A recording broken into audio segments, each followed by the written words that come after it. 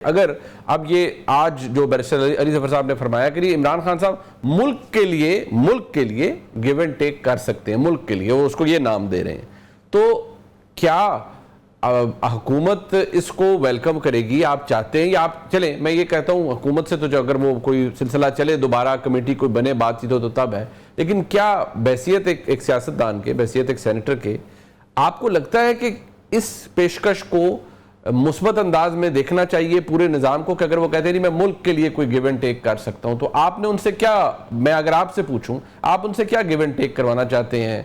इमरान खान साहब ने तो लिस्ट किया है कि जो बकौल उनकी एस्टेब्लिशमेंट उनसे चाहती थी, लेकिन ये उन्होंने कभी नहीं बताया कि ये पैगामात उन तक कौन लेकर आया है। लेकिन आज क्या चाहेंगे आप इमरान खान साहब से? अगर वो सिद्के दिल से माफ़ी मांग लें 9 मई पर, तो क्या फिर उनके लिए आसानी हो सकती है? देखिए, मैं तो मुनीब साहब इस पोजीशन में नहीं हूं कि कोई ऐसी बात अपनी जमात की तरफ से या पार्लियामान की तरफ से या ख़ुद अपनी तरफ से भी कह सकूं।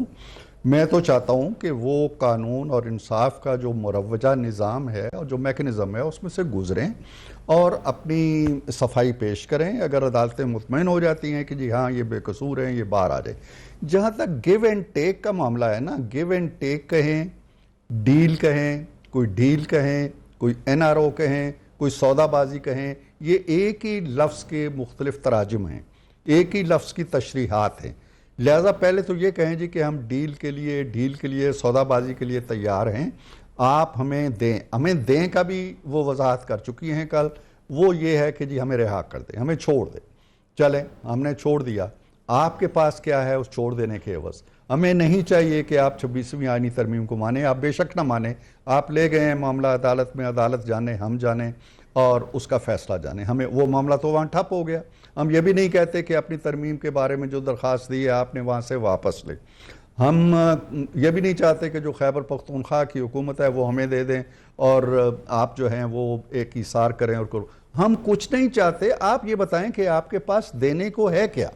कभी आपके पास देने को कुछ होगा जब आपका एक जिसे आप कहते हैं कि अवाम की तायद और हिमायत भी आपको हासिल थी, आप वो सारी कुव्वतें एक एक करके सारे हथियार आजमा चुके, सब हथियार आपके कुंद निकले, सब हथियार जंगालूद निकले, कोई असर नहीं हुआ। अब किस हथियार से हमें डराना चाहते हैं? आप ये बताएं कि हमें क्या देंगे जिसके एवज हम आपको रिहा कर दें? हम तो कोई सौदाबाजी चाहते नहीं है, हमें कुछ चाहिए ही नहीं आपसे। आपको इंसाफ चाहिए, इंसाफ अदालतों ने देना है। आपके 20 वकला की एक फ़ौज है जो आपके मुकदमात लड़ रही है, हमें उससे कुछ नहीं है। ये जो मामलात हैं, ज़रा सी हरकत होती है, कोई किसी बड़ी तकरीब के अंदर कोई एक बड़ी शख्सियत इनकी तरफ देख के आंख का इशारा कर देती है या हाथ मिला देती है, ये अगले दिन ढोल पीटना शुरू हो जाते हैं जी कि हमारे तो बराह रास्त राब्ते हो गए, हमारे तो मुज़ाकरात शुरू हो गए। हमारे साथ जब ये मुज़ाकरात कर रहे थे तो उस वक्त भी इन्होंने यही किया था जी। पेशावर की एक तकरीब में अली गौर साहब गए और उसके बाद ये ढूंढिया पिट के जी कि हमने तो उनसे बात करनी। आज भी जो अली ज़फ़र साहब ने कहा है वो यही कहा है कि वो इस्टेब्लिशमेंट से मुज़ाकरात करने के लिए खान साहब के दरवाजे खुले हैं जी। भाई, आपके दरवाजे खुले होने या इस्टेब्लिशमेंट के आने का तो कोई सवाल ही नहीं है। आप इस्टेब्लिशमेंट के दरवाजे पे दस्तक दे रहे हैं और मुसलसल दे रहे हैं, आपके हाथ जख्मी हो गए हैं, लहू रिसने लगा है, आप हलकान हो रहे हैं, दरवाज़ा नहीं खुल रहा, कोई जरी से खोल के देख भी नहीं रहा, कोई किसी रोशनदान से भी नहीं झांक रहा। इसमें हमारा क्या कसूर है? वो एक मौक़िफ़ दे चुके हैं कि जी सियासतदानों से बात करें, वो बात करना आपको कबूल नहीं है। आपने बात शुरू की, अधूरी छोड़ के चले गए। अच्छा, तो एक परले दर्जे का कन्फ्यूजन है, ठीक, परले दर्जे का कन्फ्यूजन है, परले दर्जे की बेहिकमती है, परले दर्जे की कम दानशी है जो मैंने सियासत में इससे पहले नहीं देखी। अब सर आखिरी सवाल है, क्या आपको, यानी जारी बात है आपकी हुकूमत है, आपकी जमात की, क्या आपको इमरान खान साहब से कबूलियत की दरकार है कि वो इस निज़ाम को चलने दें और वो कबूल कर ले इसे और खामोशी से बैठ जाएं? क्या आपको ये चाहिए उनसे? देखें, पहली बात तो ये है जो बड़ी तल्ख बात है कि मैंने जैसे पहले अर्ज़ किया कि इमरान खान साहब से आज अगर आप कोई अहदनामा ले लेते हैं, कोई ज़मानतनामा दस्तखत करवा लेते हैं, कोई MOU साइन कर देते हैं, गिव एंड टेक की किसी दस्तावेज़ पे दस्तखत कर देते हैं, तो कोई यकीन नहीं है कि कल वो उस पर अमल पैरा होंगे।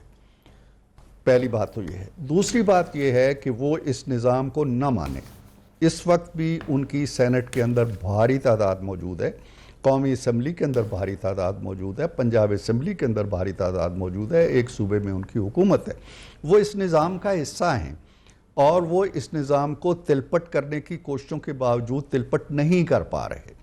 हम उनसे कोई दस्तबस्ता नहीं अपील करेंगे जी कि वो माने, वो ना माने।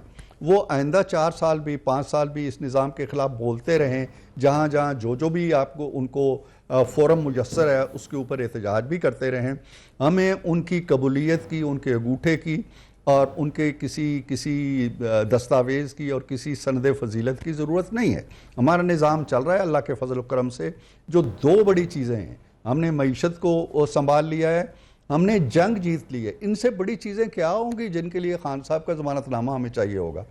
सो ठीक है, वो निज़ाम का हिस्सा रहें और निज़ाम के मुताबिक अपनी पॉलिसियाँ मुनज़्ज़म करें, अपनी जमात को मुनज़्ज़म करें, अपनी अदालती जंगें लड़ें, राइट, बाहर आएँ, फिर जो रोल उनका बनता है वो अदा करें।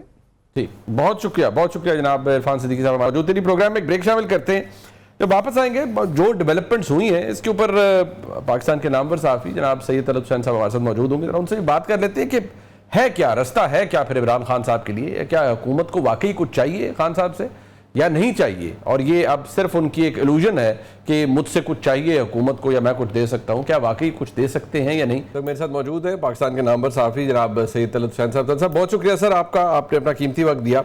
अब तलत साहब, मैं सबसे पहले सर आपके सामने ये बात रखना चाहूँगा कि समझ में कई दफ़ा नहीं आता कि बंदा कहाँ से शुरू करे, इतनी सारी चीज़ें चल रही होती है, लेकिन चले इस वक्त जो सूरत हाल हमारे सामने है, इमरान खान साहब की हमशीरा ने एक रोज़ पहले गुफ्तगू की इस्लामाबाद हाई कोर्ट के बाहर, उन्होंने कहा को गिव एंड टेक करना है कर दें, लेकिन फिर अली ज़फ़र साहब आए, उन्होंने कहा नहीं ये गिव एंड टेक ऐसा कुछ नहीं है। फिर उन्होंने ये फरमाया कि इमरान खान साहब कह रहे हैं मुल्क के लिए वो कोई भी कदम उठा सकते हैं और मुल्क के लिए मुज़ाकरात भी कर सकते हैं, मैं तैयार हूँ एस्टैब्लिशमेंट आ जाए।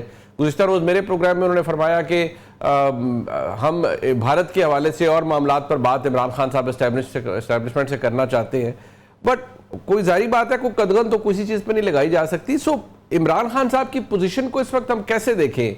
Is he willing to negotiate, is he willing to talk, is he desperate to talk, या वो किसी से नहीं बात करना चाहते, खासतौर पर एस्टैब्लिशमेंट से किसी ऐसे मौजू पे जिस पे उन्हें कोई सियासी विलिंग डीलिंग करनी पड़े?